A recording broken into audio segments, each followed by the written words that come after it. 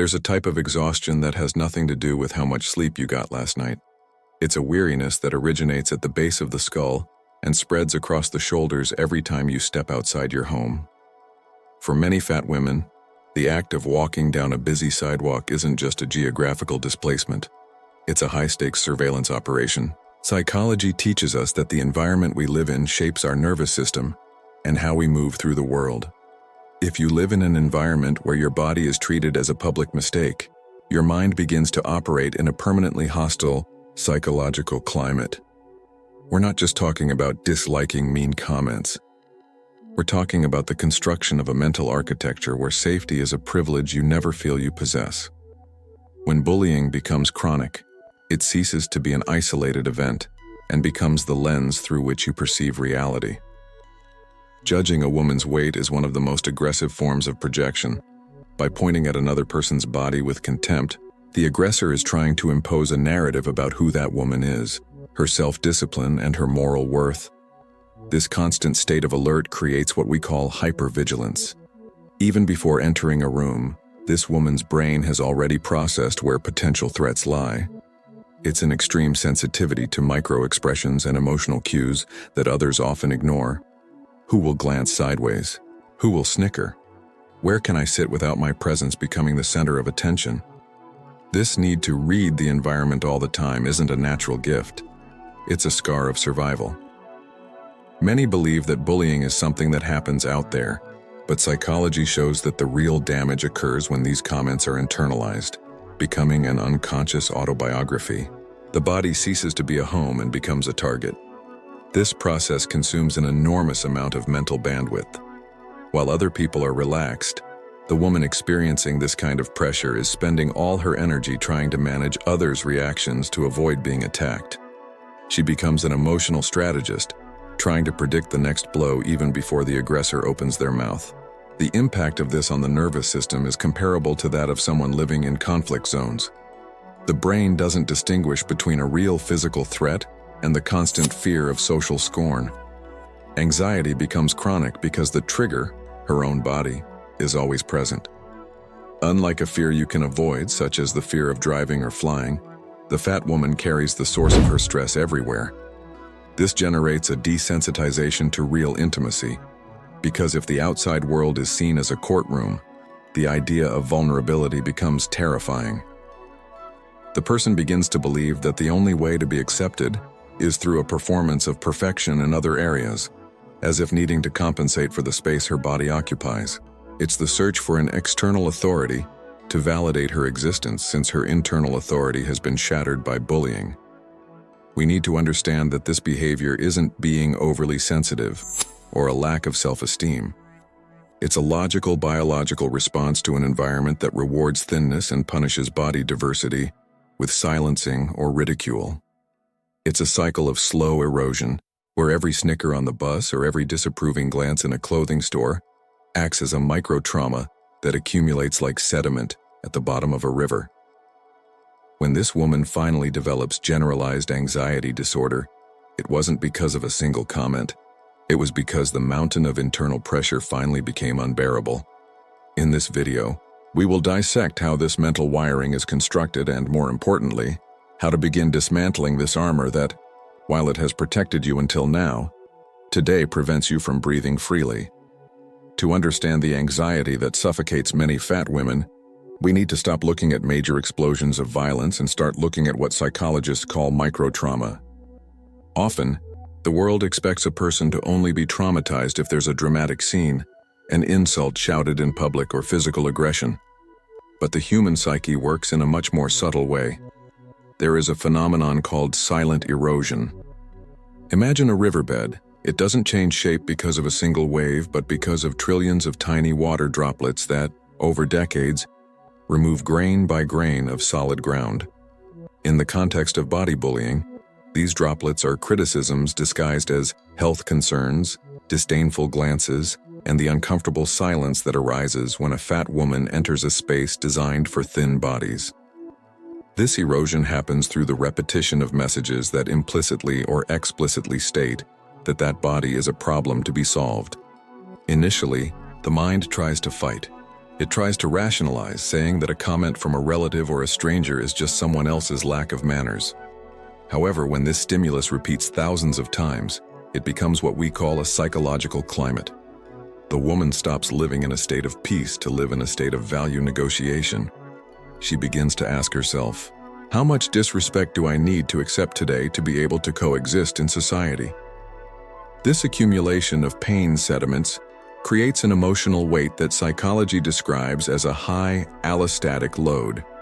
It's the physical and mental cost of trying to maintain balance under chronic stress. Constant weight-based bullying doesn't just hurt the ego, it attacks core self-esteem, which is the ability to believe you deserve protection and care regardless of your physical shape.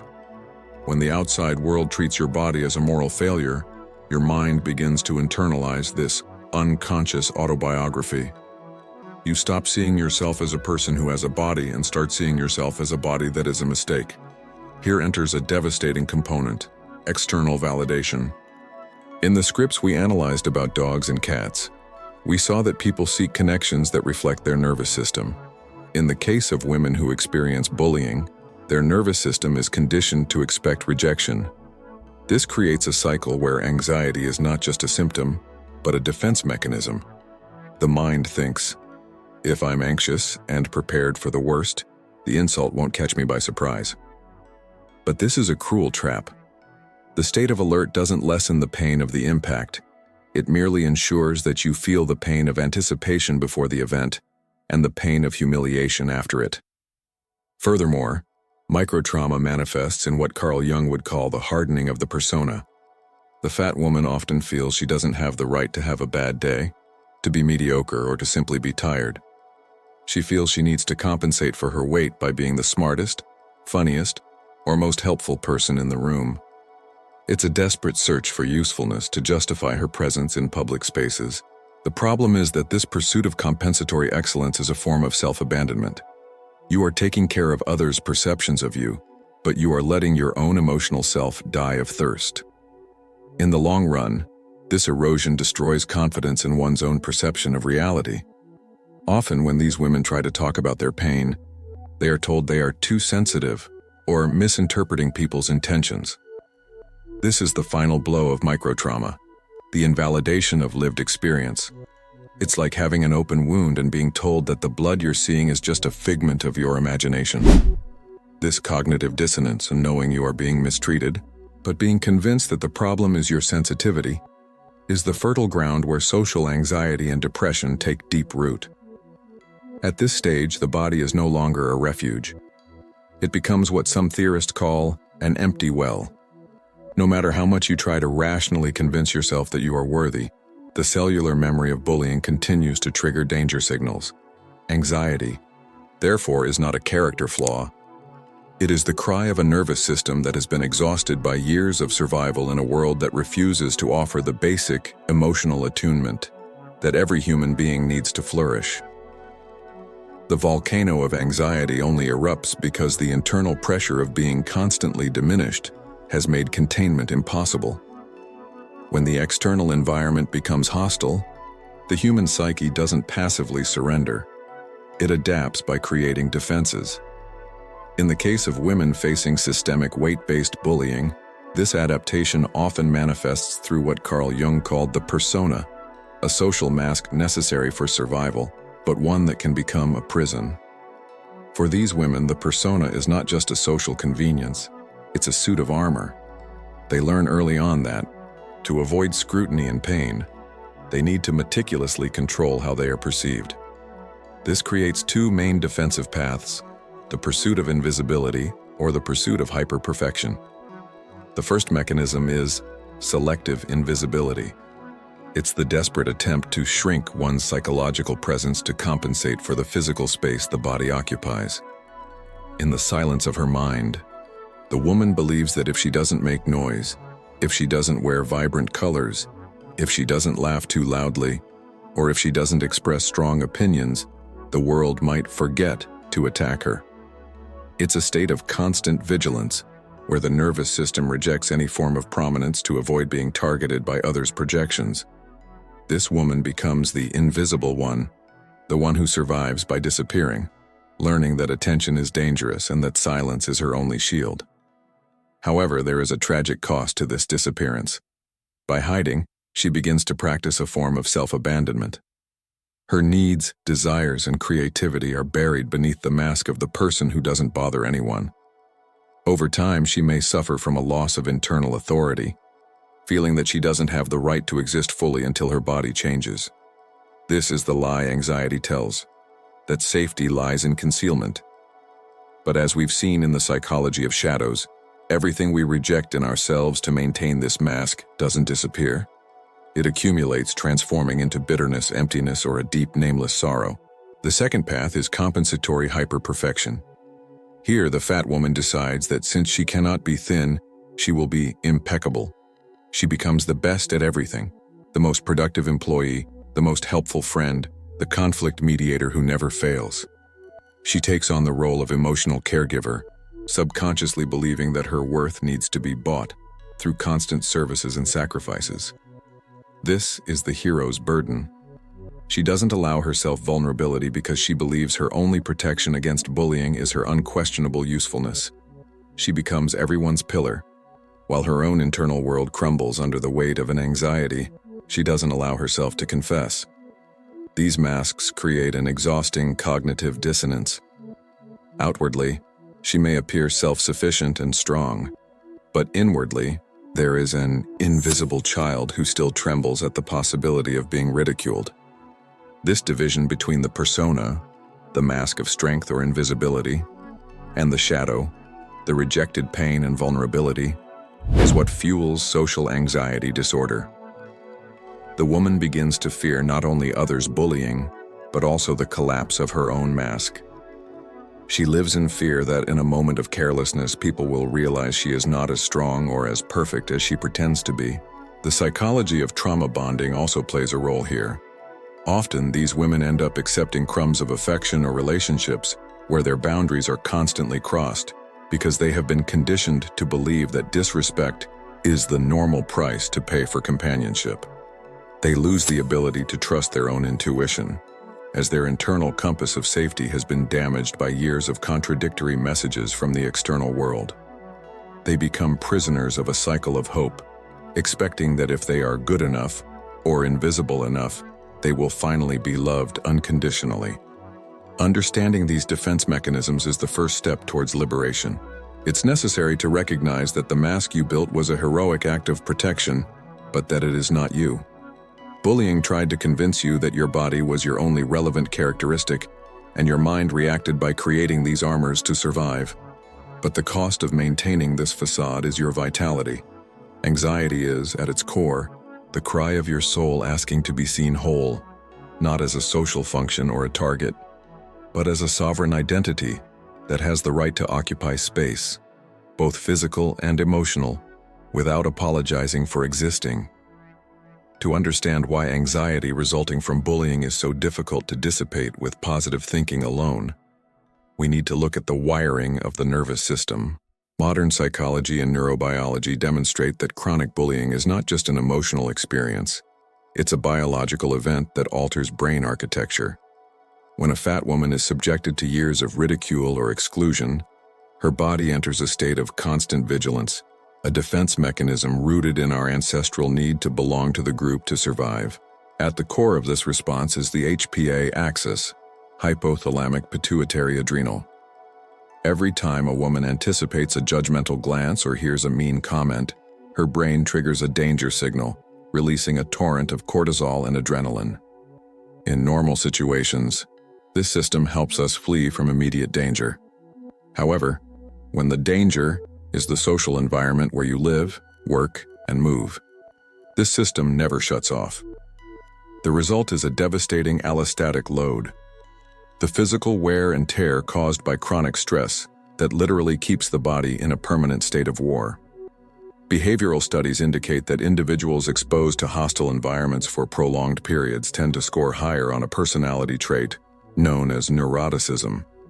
It's crucial to understand that, in this context, neuroticism is not a defect, but a heightened sensitivity to signs of threat. This woman's brain becomes hyper-reactive, She begins to detect micro-expressions of disdain and signs of rejection that others would ignore. This vigilance and tendency to analyze emotional details is a way for the nervous system to try to predict the next attack to minimize damage. This biology of fear directly affects what we call mirror neurons. These neurons allow us to feel empathy and identify with others. But when the outside world returns only images of rejection and disgust, the fat woman's mirror neuron system begins to work against her. She begins to feel others' contempt even before it is verbalized. This creates a dissonance between what is felt and what is performed, where the body is screaming danger, while the mind tries to maintain a facade of normality. Another fundamental biological factor is the co-regulation of the nervous system. Human beings need other human beings to regulate their emotions. We are biologically designed to find calm in safe social contact.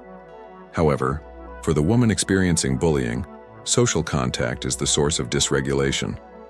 Instead of releasing oxytocin, the bonding and safety hormone, during interactions, she releases cortisol. Over time, this chemical inversion makes loneliness seem safer than company, leading to isolation that, while protecting against bullying, deepens depression and chronic anxiety. Neuroscience also points to the phenomenon of projective identification. Often, the woman internalizes the hatred she receives from the aggressor so deeply that her own brain begins to treat her as the enemy. Internal dialogue becomes an extension of external bullying. This explains why, even in safe environments, anxiety persists. The aggressor now lives within the victim's neural pathways, triggering alarm signals in front of a mirror or a meal. This condition is exacerbated by what we call accumulated microtrauma. Unlike a single, catastrophic trauma, weight-based bullying is composed of hundreds of small moments. The chair that seems too small, the doctor who attributes any and all illnesses to weight, the clothing store that doesn't carry her size. Each of these moments is a small erosion that wears down the brain's capacity to feel safe. The nervous system becomes exhausted, losing the capacity, energy, and hope to process new information neutrally. Finally, it's necessary to talk about the neurobiology of shame. Shame activates the same brain areas responsible for physical pain. For the nervous system, being rejected by the group due to one's appearance hurts as much as a real physical injury. That's why the volcano of anxiety explodes. It's not an exaggerated reaction to a silly comment. It's the final response of an organism that has reached its biological limit of pain and stress. Understanding that your anxiety has a biological and neurochemical basis is the first step to stop blaming yourself for it and start seeking ways to calm the nervous system that has been forced to fight for so long. We arrive at the crucial point where psychology ceases to be merely a diagnosis of pain and becomes a tool for liberation. For the fat woman who has spent years being shaped by bullying, true healing doesn't begin with changing the body, but with changing internal authority. For most of her life, this woman's identity was built through adaptation. She learned to perform to survive, to be the person who doesn't bother anyone, or the unfailing caregiver to compensate for the space she occupies. However, Carl Jung teaches us that the process of individuation is the movement of taking power from the hands of the external world and returning it to one's own soul. The first step to breaking the cycle of anxiety is to recognize that the persona, that mask of invisibility or perfection we discussed earlier, served as a necessary shield, but has now become a prison. To individuate means to understand that your worth cannot be borrowed from the approval of others or social institutions. It's the moment when the woman decides that the narrative of her life will no longer be written by the glances of strangers on the bus or by disguised criticisms from relatives. It's the transition from a state where you are an object of judgment to a state where you are the subject of your own experience. This process requires what Jung called the integration of the shadow. For the woman who has experienced bullying, the shadow contains all the parts of herself she rejected to try to be accepted. Her legitimate anger, her vulnerability, her desires, and, most importantly, her right to pleasure and unconditional presence. Integrating the shadow doesn't mean becoming perfect, but rather becoming whole. It involves recognizing that embodied shame is not yours, but something that was projected onto you. When you stop fighting against these rejected parts and embrace them, anxiety begins to lose its fuel, because the secret it protected, your supposed lack of worth, is revealed as a social lie. Healing also involves understanding what we call meaning beyond performance. In a culture that equates a person's worth with their productivity or aesthetics, being a fat and confident woman is a revolutionary act of psychological resistance. It means shifting the focus from doing and appearing to simply being. Life ceases to be evaluated by the usefulness of your body to others and begins to be evaluated by the internal resonance of your experiences. It is here that the nervous system begins to calm down, as it finally receives the message that it no longer needs to fight to earn the right to exist. To interrupt what we call the volcano of anxiety, what psychology calls clarity about the cycle of hope, is necessary. Many women get stuck in toxic situations, hoping that if they change enough, the aggressor will finally validate them. But reclaiming internal authority requires accepting that the other person may never change, and that your peace cannot depend on an apology that will never come. Establishing emotional distance, whether through the gray rock method or no contact, is not an act of hatred. It's a survival strategy and an act of self-love. It's the moment to say, I can't change you, but I can protect myself. Finally, the goal of this script is to lead the viewer to the discovery of her chosen family and her own voice. Healing from bullying is not a return to who you were before, because that person no longer exists. It's the creation of a new identity, built upon the ashes of others' expectations. It's learning to be the father and mother you yourself needed, treating yourself with the kindness the world denied you. When you look in the mirror now, the goal isn't to immediately love every inch of what you see. That's a burden that the culture of toxic positivity tries to impose.